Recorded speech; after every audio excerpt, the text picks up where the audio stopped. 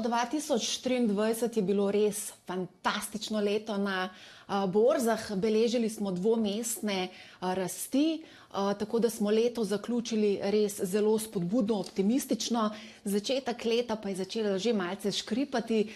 Letos v teh parih dneh so tečaji nekoliko upadli. Kar se tiče pa samih pričakovanj, nekako v prvi polovici leta se pričakuje bolj umirjeno dogajanje na delniških trgih, potem proti koncu leta pa malce več akcije, tako da zagotovo bo zelo pestro. Kar se pa tiče teh veličastnih 7, gre za tehnološke velikane, predvsem tukaj lahko izpostavimo Nvidio, ki je v preteklem letu ustvarila preko 230% donosnost, Apple, Tesla, Amazon, Microsoft, Alphabet, to so bile vse delnice, ki so bile zelo donosne in so, tako kot si povedal, dvigovale tečajnice, zlasti S&P 500 in Nasdaka.